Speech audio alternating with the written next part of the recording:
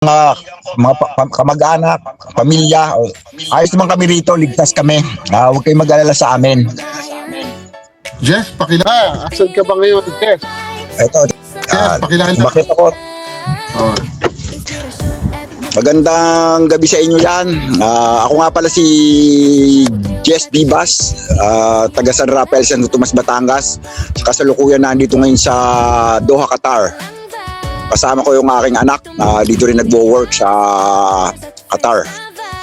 So, okay naman ang sitwasyon ngayon. So, medyo nag-ceasefire. Unlike kahapon, dire-diretso, tsaka kaninang umaga. So, ngayon, ewan ko, biglang huminto yung pag-atake ngayon. So, makikita mo naman yung mga missile sa taas, nai-intercept ng defense system ng Qatar. So, effective yung defense system nila. So ngayon malinis yung himpapawid nila. Wala kang makitang mga missile. Okay. Nung araw na umatake ang Iran, nag-airbag ang Iran. Saan kayo noon nung oras yon? Ako natutulog ng oras na yon. Nag-start yun mga mga 9 o'clock in the morning. Anong oras maga sa inyo? Nung 9 o'clock in the morning. So galing kasi ako, naka-duty ka ng panggabi no, kaya ako tulog ako pag umaga. Nakikinig nyo na ba yung malalaputukan? Diyan sa rinig na rinig. Rinig na rinig talaga. Mismo sa taas ng building namin, doon sa na-intercept. Doon sa na-intercept. So, nasa hotel lang ako to sa Four Seasons Hotel. So, pero wala pa namang ina-advise yung Philippine Embassy natin dito na kung saan yung bomb shelter dito. Siguro kanya-kanya na lang dito kanya-kanya na lang dito ng diskarte kung saan po pwede. So, ibig sabihin merong bomb shelter sa Qatar kung sakaling lumala ang sitwasyon, sa ngayon, wala pang sinasabi. Wala pang ina-advise sa amin. Tama ba? Pero actually talagang malala na yung sitwasyon kasi kahapon almost mula umaga hanggang madaling araw dire-diretso yung pag-atake. So hindi lang to parang mga paputok na nakikinig natin pag New Year, mas malalakas pa. Malalakas sa taas talaga yumayanig yung kaya magigising ka talaga. Yumayanig yung building. Ibig sabihin kahit so ramdam mo pag nakahiga ka, matutulog ka, ramdam mo yung ramdam siya. Ramdam sa building. Pero maliit lang kasi itong bansang Qatar kaya So apektado ang trabaho nyo ngayon? Hindi naman, normal lang ang operation namin. So yung ibang area, Silimpawa, yung mga so ito naman yung kaganapan, yung kita nyo ba yung medyo tahimik siya. Napakatahimik. So ngayon tahimik. Ngayon ay March 1. Napakatahimik. Napakatahimik ng yan. Anong petsa napakatahimik. Ngayon March 1 pa lang. Anong petsa?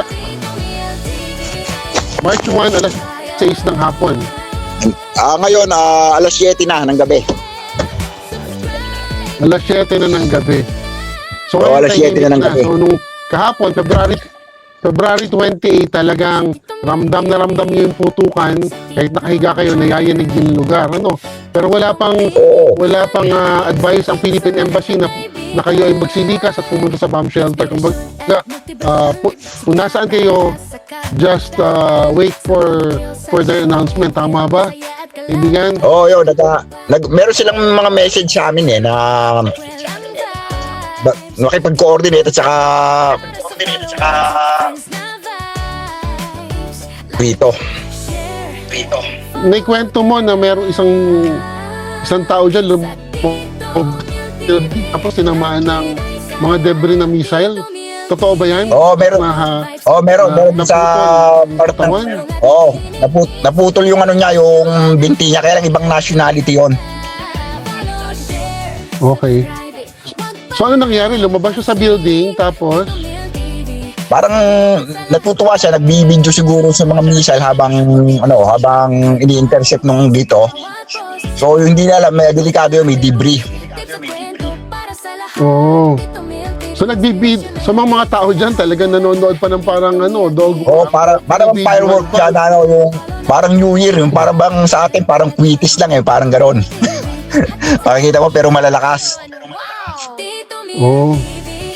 At pagkatapos may pumapatak na lang ng malalaking bakal kung saan saan. Oo, yung mga ganon, yung mga maliliit, mga sinlaki siguro ng mga graba, buhangin like that, ganon. So ibig sabihin, ang mga tao ay lumalabas pa rin, nakakabili ng pagkain, nakakapag-grocery, o meron Wala namang problema. Open naman ang open ang supermarket, ang mga store, wala namang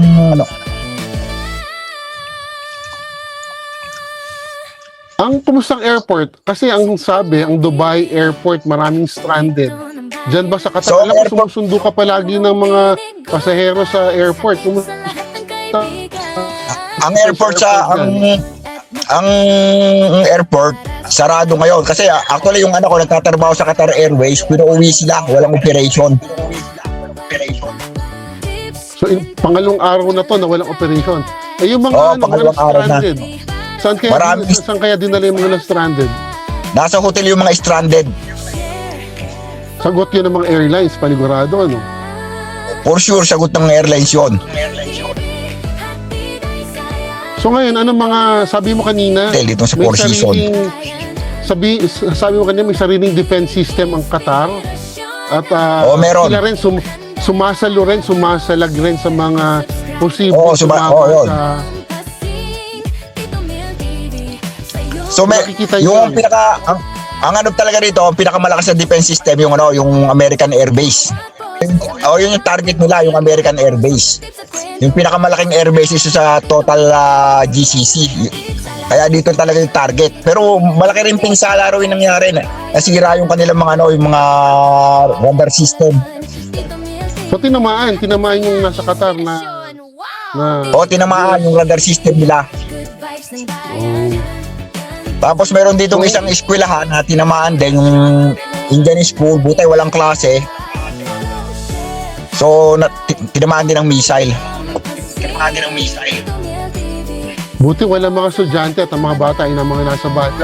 Tinamaan ng eskwelahan. Wala namang tinatama ang mga... Saturday. Oo.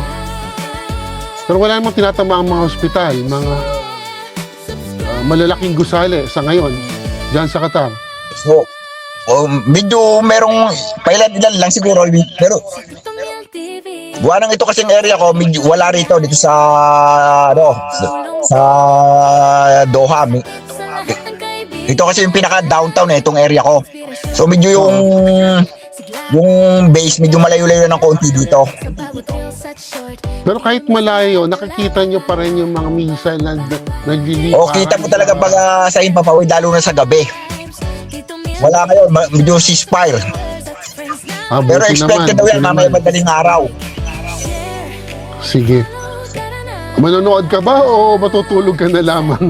Kung sakali magkaroon ng palitan uli ng mga missile dyan. Pumupwesto ako dun sa sa safe na lugar, gaya sa basement, yan, medyo safe yun. Sige, share mo na lamang kung sakali makakuha ka ng magandang mga kuha. Pero sana walang mangyaring palitan ng missile gabi sa Middle East para naman lahat tahimik, walang madamay ng mga bata. Oo nga, yun din ang inaano namin kasi apektado rin pati yung trabaho, yung ibang nagtatrabaho rito, gano'n. O sige, bilang panguli, pwede sabihin mo sa mga kapamilya mo dito at mga kaibigan na safe ka at huwag silang mag-alala. Bumati ka muna.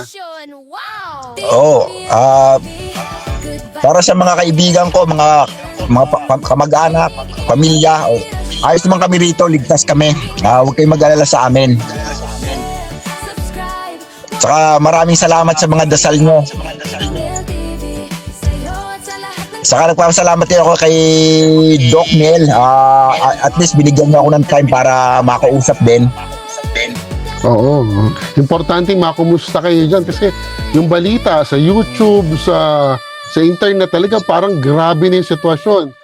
Sabi nga nung kaibigan natin sa Dubai, si Mike, parang chill pa rin lang daw sila. So walang dapat ipag-alala sa ngayon, ano? Pero ipagdasal natin na walang mangyayaring di maganda sa mga Pilipino na nandyan. At sa lahat ng mga kasamahan nyo dyan, ano? Oo, yan. Kaya maraming salamat sa inyo. Salamat din, paring Jess. Ingat palagi at baka subukan natin ulit. Mag-connect ulit tayo para kumustahan kung sakali may makinig ka ulit dyan na putukan, balitan. Pero importante, nasa safe place yan. Okay? Okay, maraming salamat, Doc. Ha? Okay, ito si Tito Miel TV. Kausap si Jess mula sa Qatar. Maraming salamat.